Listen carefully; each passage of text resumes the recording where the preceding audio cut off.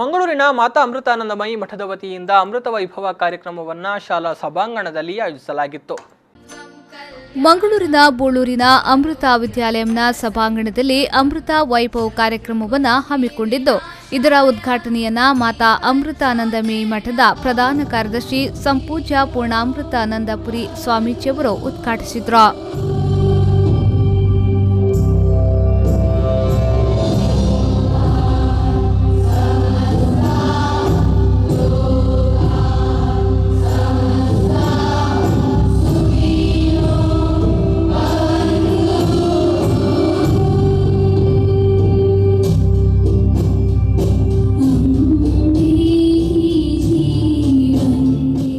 ಬಳಿಕ ಮಾತನಾಡಿದ ಅವರು, ಸಮಾಜಕ್ಕೆ ಶುದ್ಧ ಸಚ್ಚಾರಿತ್ರ್ಯವಂತರನ್ನ ನೀಡಬೇಕು ಎನ್ನುವುದು ಮಾತಾ ಅಮೃತಾನಂದಮಯಿ ಅವರ ಕನಸು.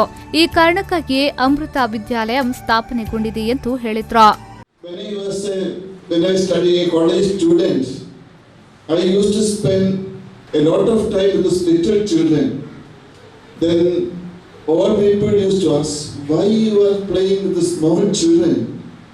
You are grown up, you are college student. Then I would say, I am playing with the small children to sustain my innocence. So even now people say I am like a child. I love to play with children. All my friends, even now you come to see every places, small children are after me, and I am after children. Telling you about some more secrets about life. Last day with the students, school students, we were talking about some secrets, because when we say the word secret, everybody love to hear secrets, so they will be very eager to hear what secrets.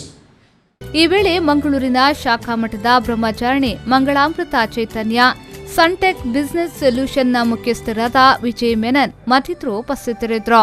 ಇದಕ್ಕೂ ಮೊದಲು ಮಾತಾ ಅಮೃತ ವಿದ್ಯಾಲಯಂನ ವಿದ್ಯಾರ್ಥಿಗಳಿಂದ ಸಾಂಸ್ಕೃತಿಕ ಕಾರ್ಯಕ್ರಮ ನಡೆದವು.